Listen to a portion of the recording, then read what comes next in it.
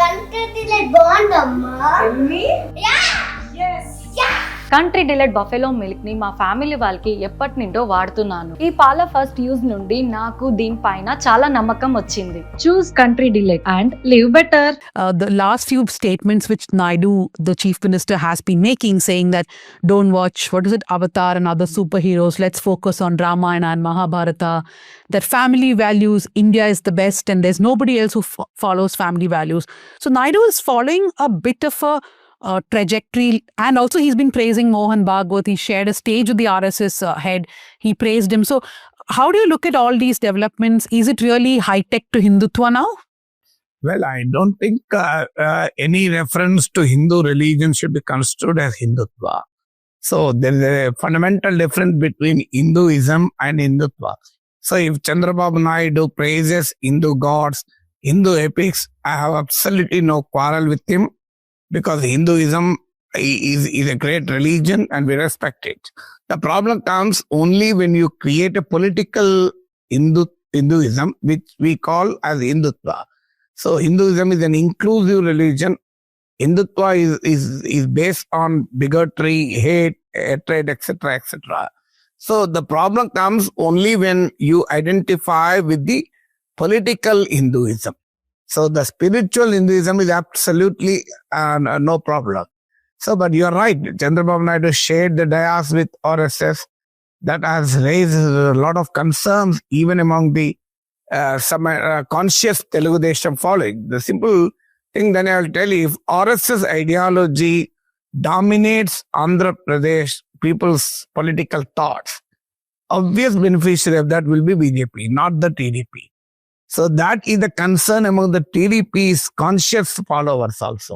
Well, Chandrababu Naidu is unable to recognize the perils of RSS ideological advancement on Telugu Desam Party's political future. For short-term political ends, he is trying to show himself more loyal than the master. We have seen people like Nageshwar Sharma, after joining the BJP, he has become more virulent Hindutva Vadi than anybody else. So Chandrababu Naidu, in a frantic bid to show himself as a very close ally of Narendra Modi and Bharatiya Janata Party, is trying to identify and provide a social acceptability to the RSS ideology, which is hitherto not so popular in Andhra Pradesh, unlike in the northern part of the country.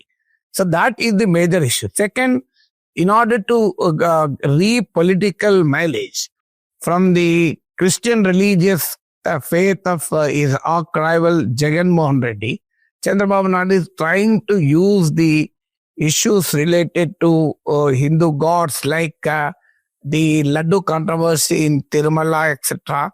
So that is another game plan of Chandrababu Naidu, which is again a short-term political objective. All these actually provide a fertile ground for Bharatiya Janata Party. BJP may be an ally today with TDP. But we have seen from Kashmir to Kanyakumari how BJP dumps its allies for its own party growth. So that is the concern for some of the politically conscious leaders and cadres of Telugu Desam Party. But do you think that somewhere there's competitive communalism? Because we saw what Pawan Kalyan did, all of last year, the kind of statements that he gave on Hindutva, calling himself a Sanatani repeatedly. So somewhere do you think Naidu is competing with communalism on that to keep him from becoming a larger than life figure for, people in Andhra? Well, the both Chandrababu Naidu and Pawan Kalyan run a political joint venture. And this political joint venture has partnership with Bharatiya Janata Party. So therefore, both Chandrababu Naidu and Pawan Kalyan, I don't think they're competing, but they're collaborating with the Bharatiya Janata Party. Their objective is BJP doesn't have so much roots in Andhra Pradesh. BJP is not a threat to their political survival in Andhra Pradesh. So therefore, that political space, the Hindutva space is vacant, as BJP is not a serious player. And more than that, Jagan Mohan Reddy cannot compete with the Hindutva because of his personal religious credentials. He is a practicing Christian and he has not hesitated any time to shy away from this reality. So because of these two reasons, the the BJP not so popular in Andhra Pradesh, and Jagan Mohan Reddy, by his religious faith, cannot invoke Hindu religious sentiment. So Chandrababu Naidu and Pawan Kalyan think that that is an opportunity to them. Now, for them to garner the Hindutva political space, which is of very significant popularity thanks to the Narendra Modi's elevation to the Prime Minister post. So that is the political objective. I don't say it's a competitive communalism, but it is a competitive politico-religiosity. I am not calling it communalism because there were no communal riots or there were no anti-minority hate speeches, etc. So unlike in Uttar Pradesh or unlike in the northern states, but there's a clever attempt to capitalize or appropriate the Hindutva political impact, though which may not have an electoral significance in Andhra Pradesh, but it certainly has permeated into the subconscious mind of the people everywhere in the country, including that of Andhra Pradesh. So that is the reason why both Chandrababu Naidu and Pawan Kalyan are trying to utilize the political space which is still not occupied by the Bharatiya Janata Party. So how far that will yield rich dividends is something to see, because I have no objection with somebody Sanatani with conviction. I have no objection with Narendra Modi because he is a Sanatani by conviction. So he was a Pracharak, Hindutva Pracharak, even when the BJP was not able to win even a single seat also. But this kind of a Hindutva for political expediency, Hindutva for political opportunity is absolutely uncalled for. So a couple of points. One is that, though you're right in saying that there has been no hate speeches or anti-minority comments being made by either Pawan Kalyan or Naidu, last few speeches of Pawan Kalyan have sort of been blaming liberals and progressives and seculars, saying that, because this is Hinduism, you will do this. Why don't you touch other religions? I feel that is the beginning of that road. And it is not very far away that you will start blaming other religions for what you perpetrate is, when you say Hinduism is the victim. That's number one. And the first point that you are making, Professor, that there is concern within the TDP that Naidu is not able to see that, projecting these ideals or talking about this, the ultimate winner can only be BJP. But he's a seasoned politician. And we all know that for him, it's not just about this government, right? It's also about making way for his son's future in the party, in the government, which is Nara Lokesh's. So can't Naidu then see that even if there's no immediate threat of the BJP during perhaps even his lifetime, that threat will come for his son when he takes over the party and the government?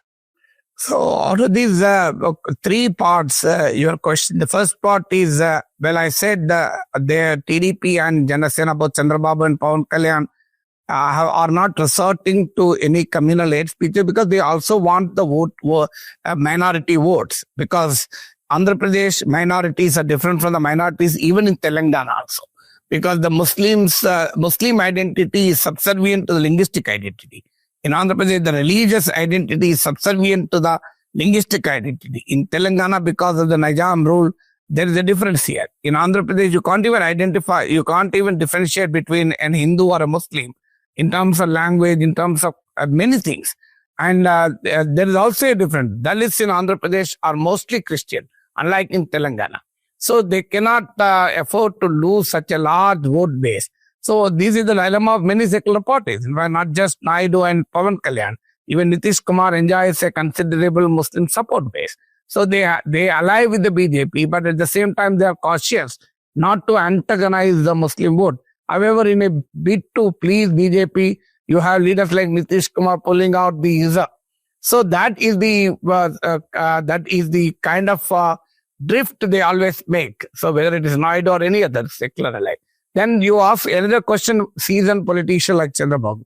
Seasoned politicians do make mistakes because they live in their world of own. In 2019, many TDP leaders advised Naidu not to break up with Modi because they were expecting Modi's comeback, and any attempt to take an hostile attitude towards Modi has its own consequences. But Naidu refused to buy that argument. He thought that the Narendra Modi is on a losing track, and he tried to even ally with Congress. So, but that was a disastrous strategy of Chandrababu Naidu. Despite his seasoned political background, and even took a politically catastrophic decision. I'm not talking about ideological. So it is essentially politically disastrous decision for the TDP, and the party was confined to 23 seats. Then coming to the Lokesh future, well, there is another interesting argument in the political circles. I'm not either validating it or rejecting it. The thesis is that essentially for the Lokesh future, Naidu is doing this because Lokesh has to face a tough competition from Jagan Mohan Reddy and also Pawan Kalyan. So there may be a possibility of BJP bringing in junior NTR. Amit Shah met junior NTR, and we know the BJP's politics, the cold-blooded politics the BJP play. So therefore, to insulate Lokesh from a possible challenges and threat from the political rivals, so Naidu is consciously cultivating the Sangh Parivar so that Sangh Parivar will be a shield for Lokesh. So RSS also finds Lokesh more vulnerable to their ideology, at least more yielding to their ideology. They're not vulnerable. Then Chandrababu, because Chandrababu has at least some history of secular politics, etc., etc. He has a baggage of history. So Lokesh doesn't have any such thought. So therefore, to ensure that the Lokesh will be insulated from the challenges, his rivals, relatively more powerful rivals than Jagan Mohan Reddy and Pawan Kalyan, and a possible competition from junior NTR thanks to BJP, Naidu may be trying to come closer to the Sangh Parivar. More than that, I think it is Chandrababu Naidu's short-term political objective. It doesn't look beyond 10 years, beyond 15 years. He's simply living in the present. BJP is still stronger. So I have done a mistake by coming out of NDA. So let me go to the other extreme. Chandrababu Naidu is known for moving one extreme to the other. There was a time when post-Kargil, he became part of NDA. He was the NDA 1's convener. Subsequent to 2002 Gujarat riots, he has even created an impression that he is opposed to communal politics and he is pulling out of NDA. So there was time after that he said, I did a big mistake. I'm a secular politician. My party is secular. This is an historical blunder, my alliance with BJP. We will never ally with BJP, he said. Again in 2014, he allied with BJP. Again in 2019, he started a fight against BJP. He has even denigrated Narendra Modi, brought in his wife, someone who can't do justice to his wife. How can he do justice to the nation? This was what Chandrababu Naidu attacked, even personally Narendra Modi, and said, I will never join hands with BJP. So immediately after the election, they started sending feelers to BJP. So Chandrababu Naidu, for that matter, any politician, and Chandrababu Naidu as a veteran of battles, political battles, and as someone, as you rightly said, a seasoned politician, is also seasoned in terms of moving from one end of the political spectrum to the other. You have seen what the Pawan Kalyan has done. He had allied with the left in the 2019 and immediately he became a Sanatani, unapologetic Sanatani. He's an unapologetic follower of Che Guevara. So he has moved from Che Guevara to Saffron Brigade. So that is the ease with which politicians, especially the regional political leaders, especially the so-called secular leaders across the country, do this. I'm sure everybody knows, barring Lalu Prasad Yadav, I don't think there is any non-Congress, non-BJP politician in the country who has not allied with BJP. You have seen right from Mahbooba Mufti to ADNK, DNK, right from Mamata Banerjee to every other party. So that is how these so-called regional secular parties behave. Now, I just also want to point out, last week we were discussing about Pinarayi Vijayan, the Kerala Chief Minister, and what the local body polls actually showed. So, though the CPM, of course, does not make any anti-minority comment or anything like that, they have sort of been friendly with Vellapalli Nadeshan of the SNDP, who makes so many anti-Muslim comments that he's in news every single day. And the CPM, just because they associated with Vellapalli Nadeshan, had to suffer in the local body polls is a finding of the CPIM and the CPI itself. So I think that's perhaps a lesson for Naidu, that even if you don't say anything yourself, who you associate with is being watched by the minorities especially. Yeah, but I think the center itself has moved so much to the right now, right? And the right has moved further away to the right. So everything has to be recalibrated in that view. But my question is about how the community has reacted, Professor Nageshwar. Kammas, I won't generalize, but by and large, there were a lot of leaders from the community who were known for their progressive views, anti-Brahminical movements. They were also, the top leaders of CPI, CPIM in Andhra were from the Kamma community. So how has the community itself reacted to this new change, new avatar of Naidu? Well, I don't think in terms of political progress, yes. You're right, Kammas have an history of anti-Brahminical movement, but we have seen how the Dravidian movement, which is known for its strident ideological anti-Brahmanism, strident anti-Hindutva, even Periyar is known for his atheism.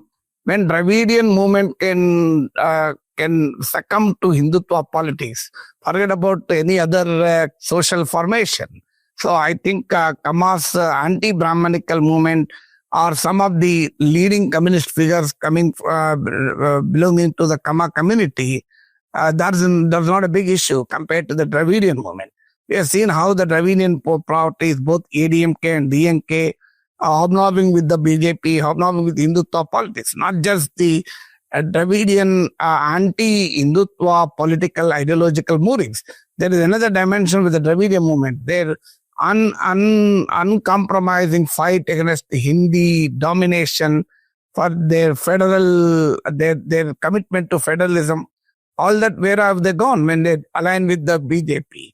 So not just, you're right, across the country, the so-called secular parties do not fully grasp the consequences of joining hands with the BJP.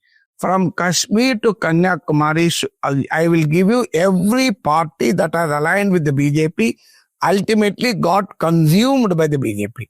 Look at the PDP, which aligned with the BJP despite their ideological asymmetry on Article 370. Where is PDP now? It is completely decimated. Look at the Jananayaka Janata Party. Despite the BJP's farm loss, it associated with the BJP, and finally its political erosion is so serious that it lost all the 10 seats it has earlier won. Look at Mamata Banerjee. He was in Vajpayee government. Now she's facing the toughest competition and fight from the BJP. Look at the Assam Gan Parishad. Today it can't survive without aligning with the BJP. Look at Shiva Sena, which has now become marginalized in Maharashtra. Look at Naveen Patnaik, who was not an NDA but non-NDA ally. All the three non-NDA allies of BJP. The Naveen Patnaik in Orissa, Jagan Mohan Reddy in Andhra Pradesh, KCR in Telangana lost it. Look at Janata Dal Secular is increasingly losing its base. So across the country, from Kashmir to Kanyakumari, political party, ADMK, which has also lost its sheen after joining hands with BJP, SNDP, which has joined hands with the BJP by giving up the Sri Narayana Guru's great social legacy. So all these parties were humiliated by the BJP at one point of time, and the saffron juggernaut consumed them. Still, they are not learning lessons, because essentially these parties are demonstrate ideological pusillanimity and a lack of strategic vision. They only look at immediate political gains. So that is the result is the political disaster. So Telugu Desam cannot be an honorable exception in this process. I have given you across the country examples. So how can Telugu Desam be an honorable exception? Now, just to move away from the RSS and the BJP and Telugu Desam party, to just look at what Chandrababu Naidu has been saying. So I was reading older reports from 2018, etc., where he used to say, I'm not satisfied with ministers. And we see the same trajectory happening this time too, where he's saying, I'm not satisfied with ministers. There's only 51% satisfaction in Andhra Pradesh. What is the political strategy behind Naidu always othering his ministers, his MLAs, saying that they are not performing well? Is it genuinely in public? Yeah. Is it genuinely a leader saying that wanting more productivity from his, from his coterie cadres, whatever, or is there something else behind that? If it is really for productivity, you will not say it in public. You will pull them up in the internal meetings. Not just that, Andhra Jyoti, which is allegedly pro-Telugu Desam party, so which is everybody knows it is an anti-Jagan newspaper, not the party.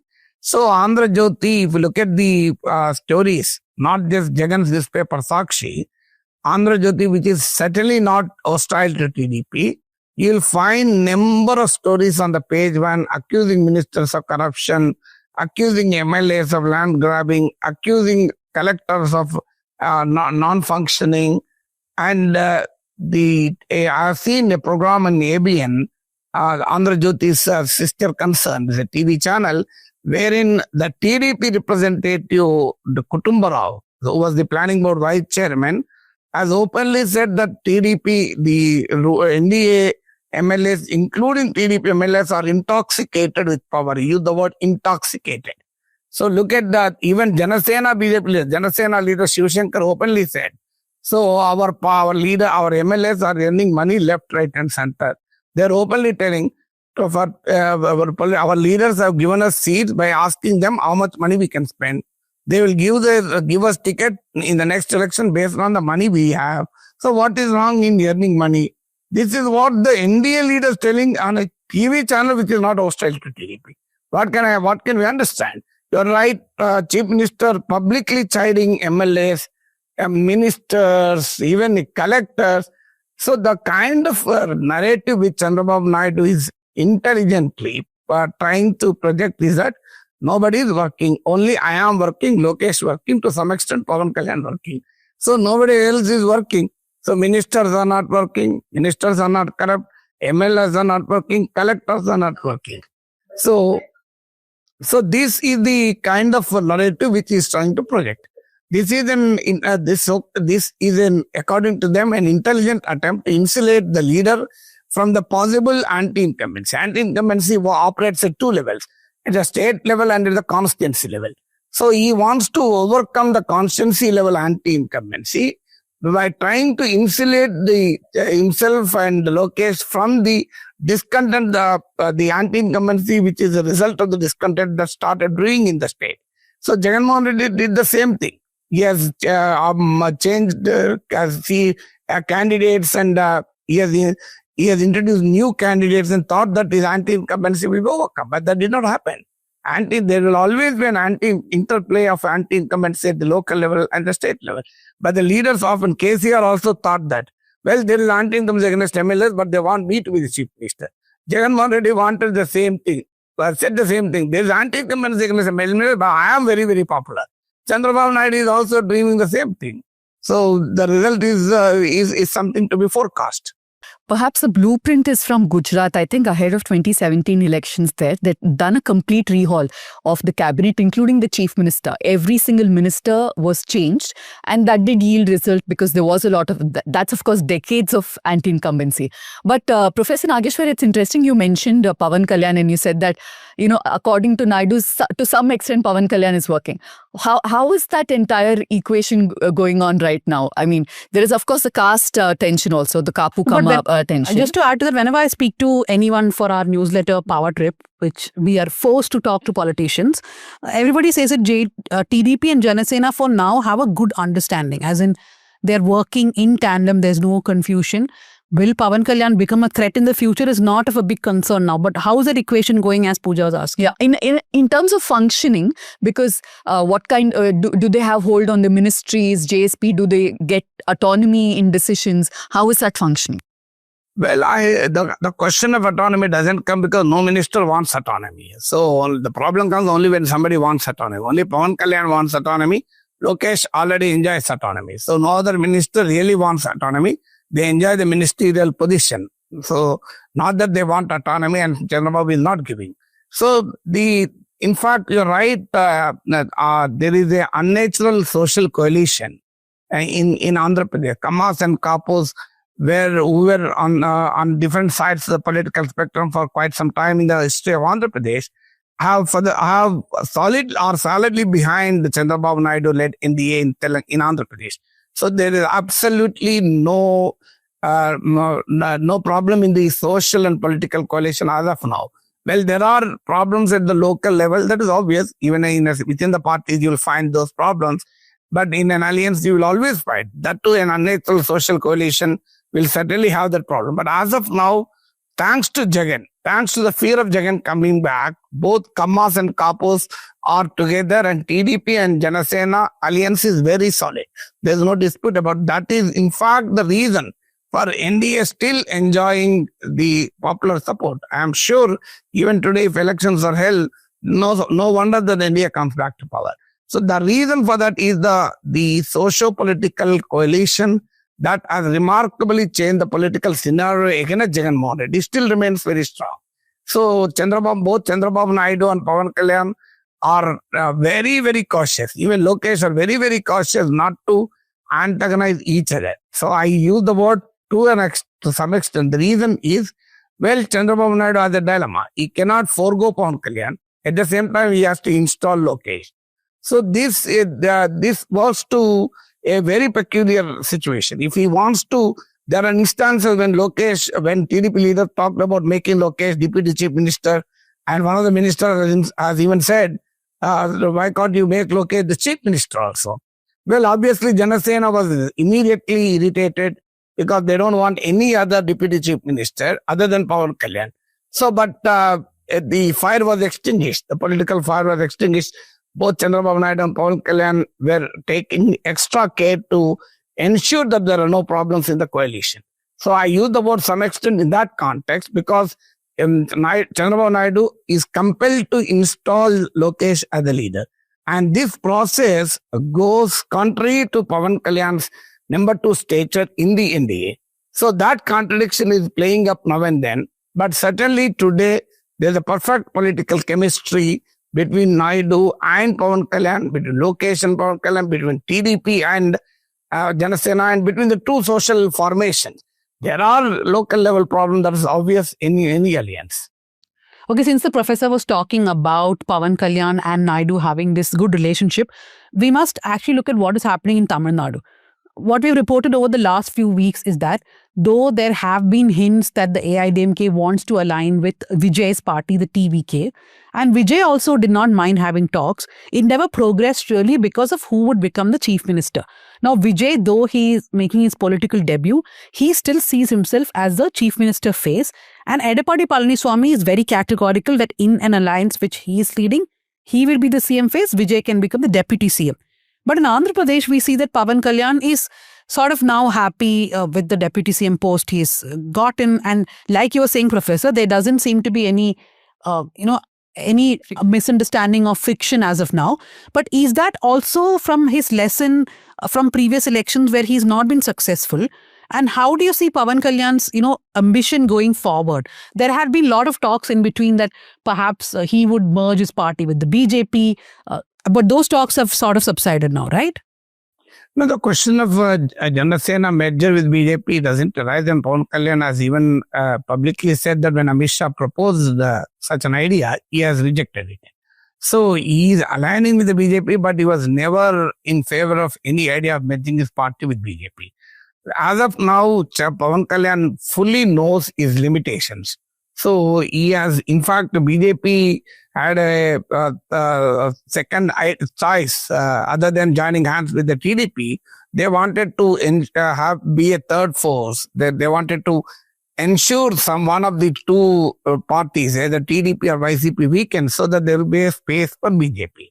But it was Pawan Kalyan who was vehemently in favor of joining hands with the TDP because of the ignominious defeat he suffered in 2019. He himself lost from the 2 seats which he contested. Only one MLA won from Janasena, and that man has also defected to YSR Congress. So he knows fully well that his followers may want him to be the chief minister, but he's pretty conscious of the fact that he doesn't have that kind of a popular support. So TDP also knows Pawan Kalyan is not a threat to Chandrababu Naidu.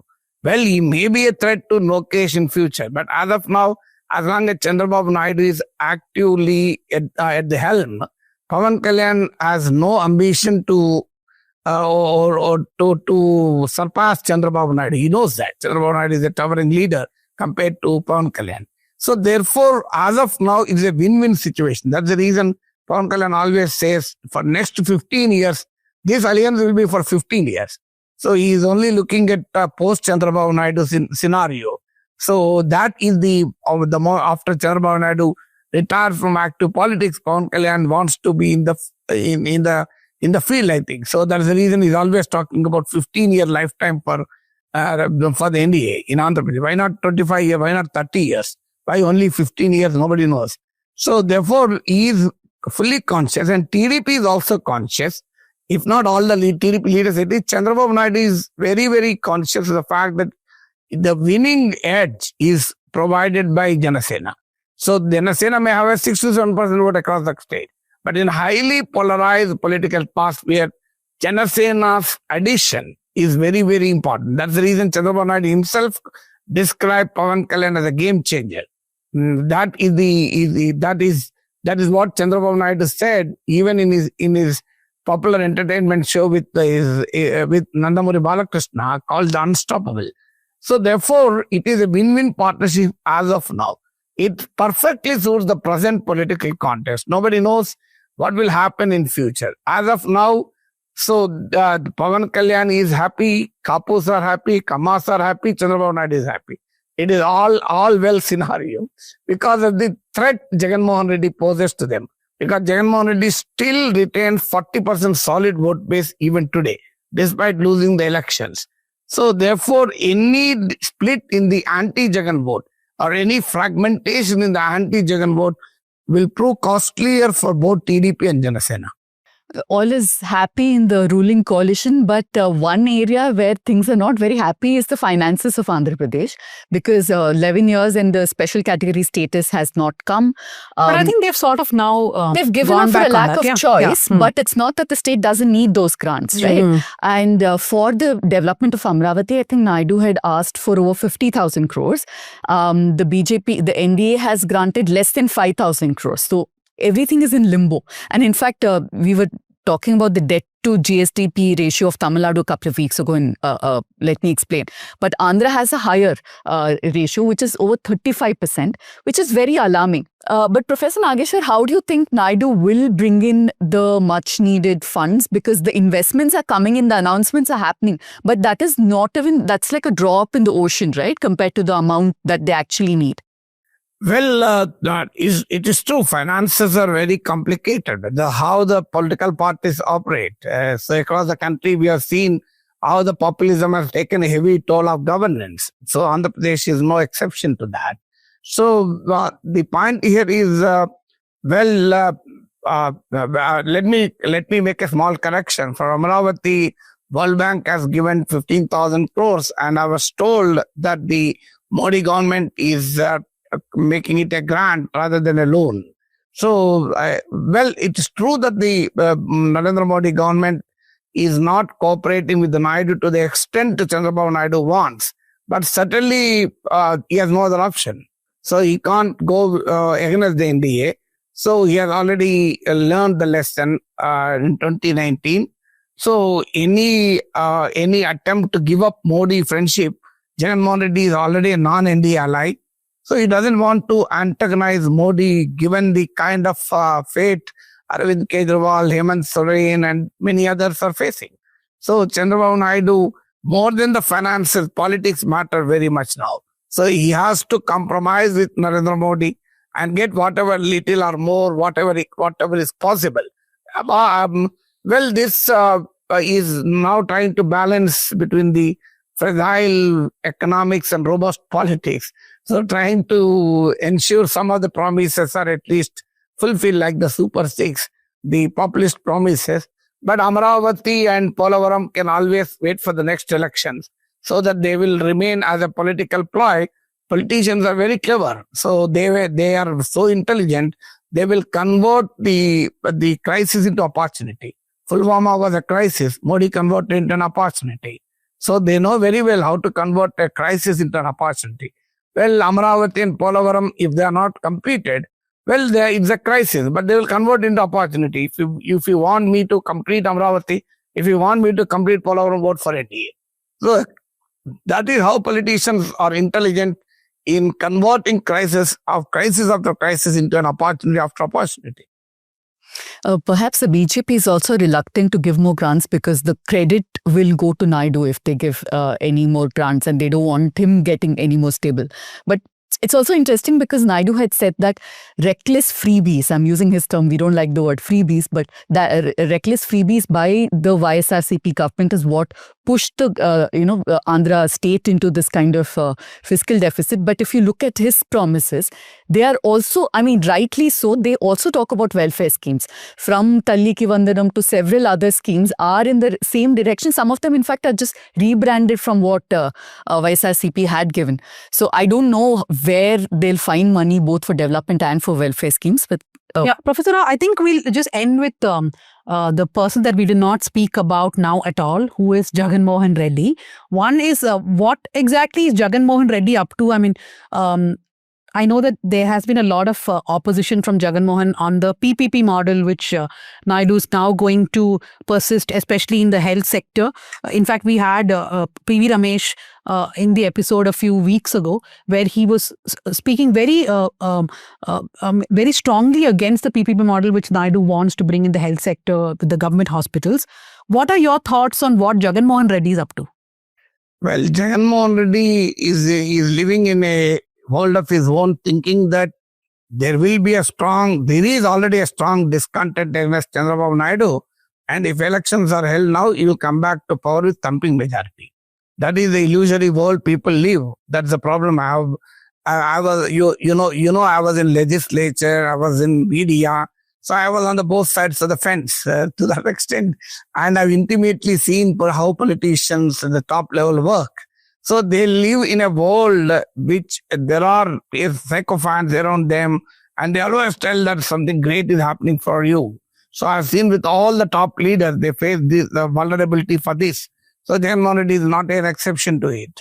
So on the ground, I think Jagan Mohan Reddy thinks that Super 6 people are terribly dissatisfied with it. It is true that Naidu has not implemented some of the promises made along with the Super 6, but I think there is a reasonably better satisfaction than that.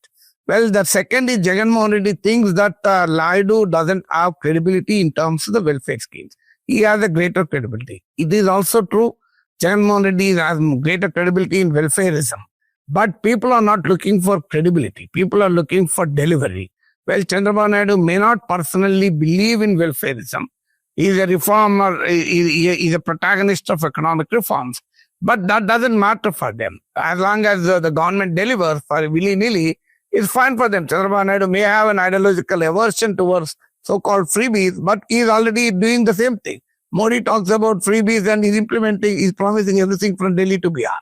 So politicians look at this people look at it in terms of the delivery. So, but on medical colleges, PPP, certainly TDP is on a wrong side. So, I've seen some of the surveys which reveal that around 80% of the people are against medical college and PPP. So, as our Congress has certainly scored so well on the issue, I'm not telling it will be a political game changer. It may not have that kind of a striking potential, but certainly there is an issue where the NDA and Chandrababu Naidu was caught on the wrong side, and Chandrababu Naidu is unable to come out of it. He's bringing in Narendra Modi, he's bringing in Atal Bihari Vajpayee also. Recently, he said it is Vajpayee who started PPP. He's trying to invoke the name of Vajpayee and Modi to defend PPP. The next only thing, perhaps he will invoke the name of God. God also wanted PPP, he may say tomorrow morning. So, but on the PPP, Jagan Mohan Reddy certainly scored more. But there are other significant issues. On employment, still the restlessness has started among youth. Especially because TDP promised 20 lakh jobs a year. They're talking about investment. Everybody knows, you and me agree on one thing, our economics is different. Investment doesn't translate into real jobs. Investment doesn't even translate into real investment. They are all MOUs and everybody knows what is an MOU. Ultimately, a fraction of it actually comes on ground. Even if it comes on ground, we are living in an age of jobless growth and even job loss growth. So on jobs front, Chandrababu Naidu is already started facing discontent. On farmers' issues, they are facing started discontent. Jagan Mohan Reddy trying to capitalize on it, on chili farmers, mango farmers, etc. But on law and order, Jagan Mohan Reddy is thinking that people are very, very averse to Chandrababu Naidu. Well, the political fight between TDP and YCP, the fight between the activists of TDP and political YCP is not an issue of law and order for the common people. I don't think common people are so seriously concerned.